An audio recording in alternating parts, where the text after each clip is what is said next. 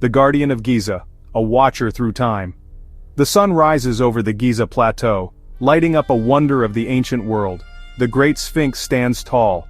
It has watched for thousands of years. Its eyes are always looking east. This giant statue is amazing. Millions of people come to see it. They are amazed by how big it is.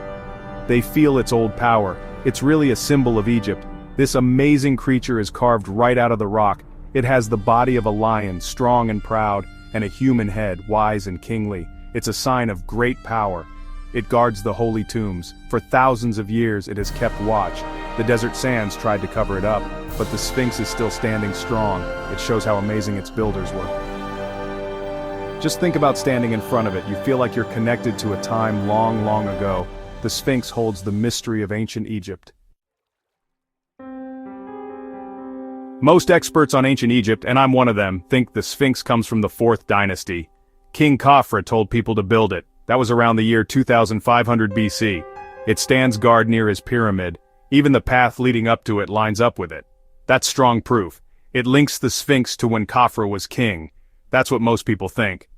It's taught in universities all over the world, but some brave scientists think it was made at a different time. They point to deep marks on it like it's been worn down, on the walls around the Sphinx.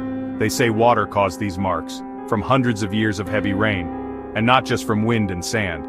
If this idea about water wearing it down is true, then the Sphinx has to be much, much older. Maybe it was made way back in 10,000 BC. Or even before that. That would mean it was from a time when the weather was different, a time when Giza wasn't a desert. This points to it being made before the time of the pharaoh's families. The argument is still going on. Gap 2S. The Sphinx's face is iconic. It's strong and peaceful. It wears the royal headdress, the nemes, a clear sign of the pharaoh's power. This isn't the face of an ordinary man, it's the face of a king, or maybe a god in the form of a king. But whose face is it really? That's a key question. Most people believe it's King Khafre. He's the builder of the second Great Pyramid at Giza. His statues, found in his valley temple, show similarities: the strong jawline, the royal appearance. Most Egyptologists accept this idea, but some careful observers see differences. They compare the Sphinx's face with statues of Khafre. The identity of the face is still a hot topic for debate. The Sphinx doesn't offer easy answers. A big thing you see on the Sphinx today is its missing nose. This big part of its face is gone. How did that happen? Why is it broken? Lots of stories and tales have popped up over hundreds of years. They try to explain this famous damage. It adds to the mystery of the Sphinx. It's like a scar from history. A really common story says it was Napoleon Bonaparte's soldiers. People say they used the Sphinx for target practice. That was when French soldiers were in Egypt, in 1798. They shot cannons at its old face. You hear this story a lot, but that's just not true.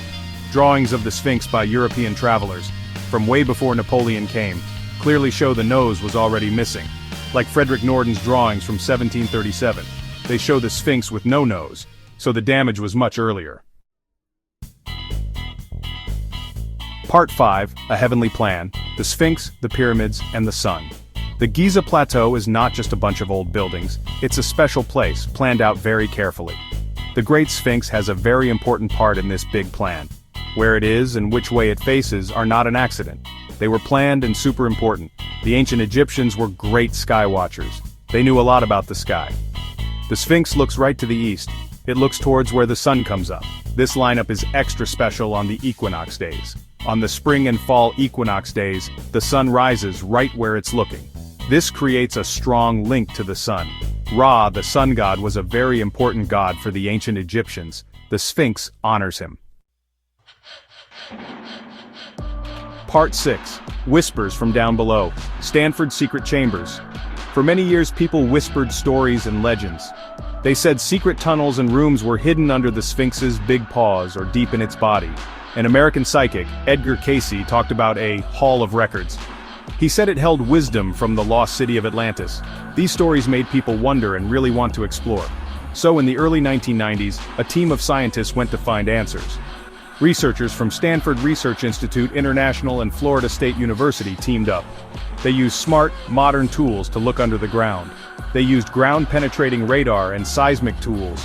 This let them see what was there without digging or disturbing the ancient Sphinx. And guess what? Their scans showed some really interesting, unusual spots. They found several empty spaces and rooms under the Sphinx's front paws and along its sides. These weren't just natural holes in the rock, they looked man-made. This was a super important discovery. It proved that something really was hidden there all along. Part 7. The Forbidden Depths. Why no more digging? After the Stanford team made those exciting finds, and even before that with the work Japanese teams did, people all over the world got really interested. So many people wanted them to start digging right away, to open up these rooms and share their secrets with the whole world. The chance of finding a whole lost part of history was just huge. It seemed like that Hall of Records was right there, almost within reach. But the people in charge in Egypt, and I'm one of them, well, we all said, hold on, we need to be careful. The Great Sphinx is an unbelievably old structure. It's delicate in many ways.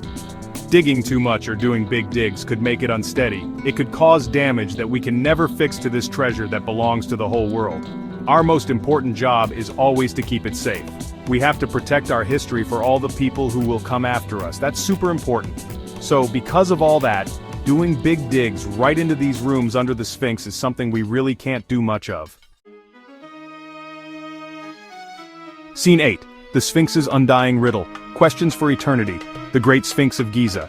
It's been standing for thousands of years, a silent guardian at the edge of the desert. It's watched empires rise and fall. It's seen the sun rise countless times, painting the sky. But even with all our studies and all our cool tools, it's still one of the biggest mysteries for people. A real puzzle. Was it really King Khafra who had it built? Or is it something left from a much older, forgotten time? Does its mysterious face show Khafra, another king, or even a god? Why was its nose broken, and who did it? These big questions are still talked about by smart people and by everyone who visits. What secrets lie in the chambers found under its paws? Will people ever be allowed to fully explore them? Or are some mysteries meant to last forever? To challenge what we think we know, to spark our imagination, to remind us that we don't know everything, the Sphinx holds all these questions. It's a keeper of secrets.